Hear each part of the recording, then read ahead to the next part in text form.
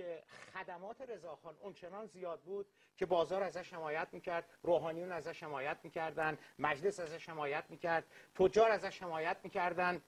بنابراین جدا از عامه که ازش حمایت میکردن، چون بعد از 15 سال اقتصاد مملکت یواش یواش شروع کرد بود به حرکت کردن، امنیت شروع کرد بود به حرکت کردن. ببینید شما یه مال تجاری رو از تهران بخواستید بفرستید تبریز، از تهران که میرفت بیرون نزدیک کرج یه عده بودن، در زنجان ذوالفقاریا بودن، بالاترش یه گروه دیگری بودن. یعنی اساساً همه چیز فلج شده بود در این 15 سال و حالا رضاشاه تونسته امنیت رو برگردونه. و فقط اینها نبودن که از رضاخان حمایت کردن در اون مقطع قبل از تاجگذاری. نخبگان فکری و سیاسی و فرهنگی کشور ازش حمایت کردن. مرحوم زکالملک فروغی ازش حمایت کرد، داور ازش حمایت کرد، تیمورتاش ازش حمایت کرد، چون میدیدن نتیجه داره میده، ازش نتیجه داشتن میگرفتن.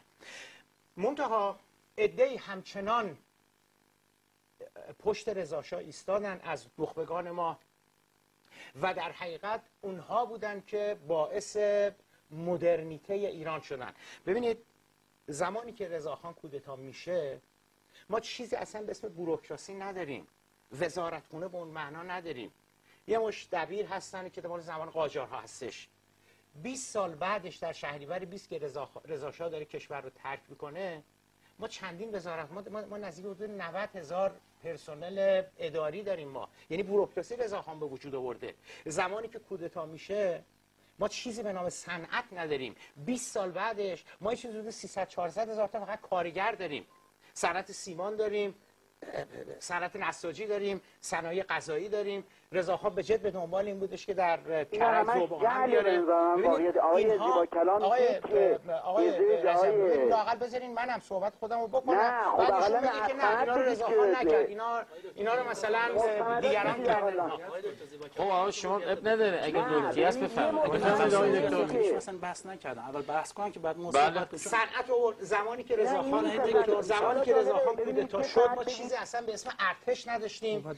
20 سال بعدش رضاخان که داره کشور رو ترک میکنه، ما یه ارتش 120,000 نفری داریم، نیرو زمینی داریم، نیرو هوایی داریم، نیرو دریایی داریم.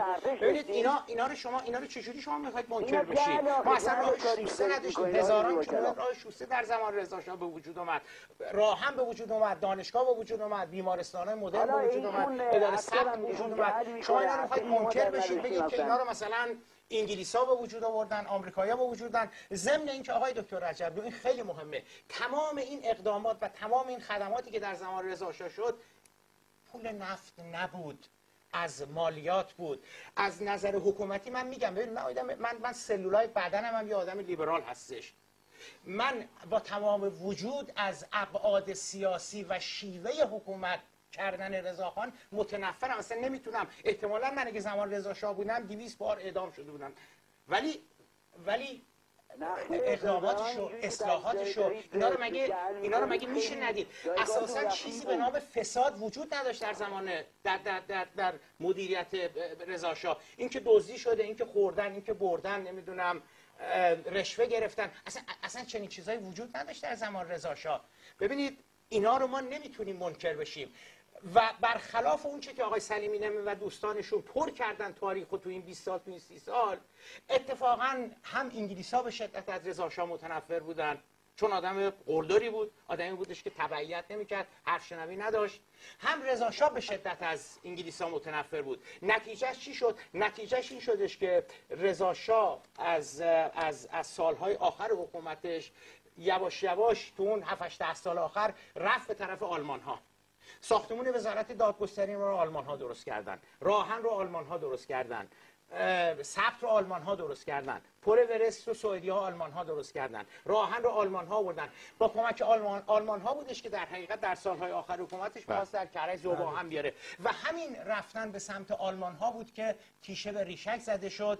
برای اینکه انگلیس‌ها وقتی جنگ جهانی شروع شد، انگلیس‌ها منظما بهش گفتن که آلمانیا زیاد هستن، ما با آلمان داریم جنگ میکنیم، نمیشه آلمان ها در ایران باشن. ولی روی اون قدی که داشت، روی اون تبختری که داشت، روی اون روحیه که من آنم که فلان که داشت رضاشاه، گوش نداد به به فشاری که از ناحیه انگلیس‌ها بود و میگفت ما در جنگ اعلام بی‌طرفی کردیم.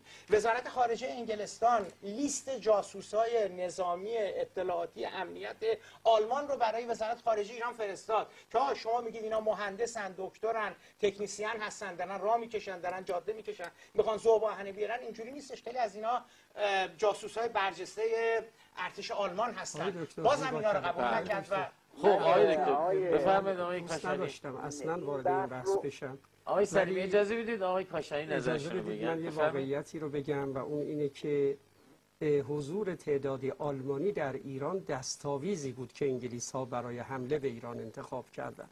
و الی اینا یه تعدادی بودن کارشناسان فنی در سال 1320 در 1320 که اینها کارهای صنعتی و فنی رو به عهده داشتند و تحت نظارت کامل نیروهای امنیتی کشور هم بودند. حالا ممکنه تو 700 نفر 800 نفر 2 نفر هم کار جاسوسی بکنن، ولی این نه به امنیت متفقین زیانی وارد میکرد و نه به امنیت ملی ایران. بنابراین اشغال ایران از سوی متفقین در حقیقت یک اقدام خلاف حقوق بین الملل بود و در واقع نادیده گرفتن اصل بی‌طرفی شما ایران مگه بود. نمیگید، مگه آقای سلیمی نمین من نمیگید به که بحث- رضا شاه نوکر نه، انگلیس‌ها من بوده؟ وارد بحث- چرا از انگلیس‌ها وارد ایران نه. شدن؟ چرا انگلیس‌ها نه، ایران رو من اشغال اجازه کردن بدید. که رضا شاه رو برکنارش نه، من بکنن؟ وارد شما ب- که میگید این نوکره، این عامله، این مال نه، خودشونه. شما که میگید شما منظورتون آقای سلیمی نمینه، ولی من میخوام اصلا این بحث رو فارغ